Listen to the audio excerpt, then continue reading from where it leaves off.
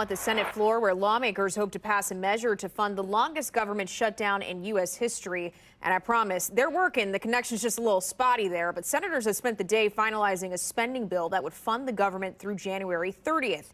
It reverses shutdown-related layoffs and guarantees back pay to all federal workers. It also includes funding for SNAP benefits.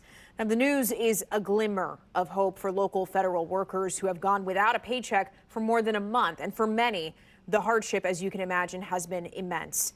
KCTV5's Gianni Navarro is live near downtown Kansas City. Gianni, what are furloughed workers telling you? Lauren, whether you work for the government or rely on federal services, this shutdown has affected all of us. But for those who have gone weeks without pay, they say any type of progress makes them cautiously excited. They tell me this does feel like the light at the end of the tunnel. After going 41 days without a paycheck and counting. First it was, it'll be a couple weeks, and then it was a couple more weeks, and now we're in 6 weeks. Federal workers like Charles Davis, who was furloughed from the Housing and Urban Development, are starting to feel a sense of relief. The Senate took one crucial step towards reopening the government. I'm glad that there's forward progress in negotiations, and I have faith that all parties are going to act in good faith, and that we're going to have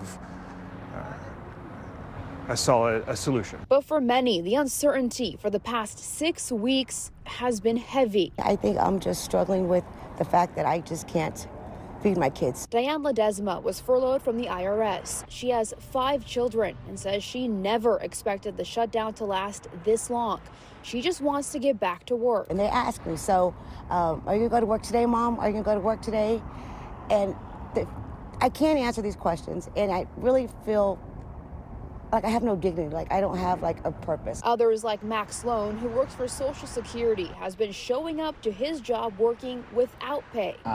Forced to come in every single day, drive downtown, pay for my parking. He says it's been demoralizing. So we're having to come in, make sure people get their earned benefits, and all the while that we're no longer receiving paychecks. While these federal workers continue to wait on an end, some are already looking ahead. But I'm going to start thinking about saving. Like, I need to think of a plan for the future if this is to ever happen again.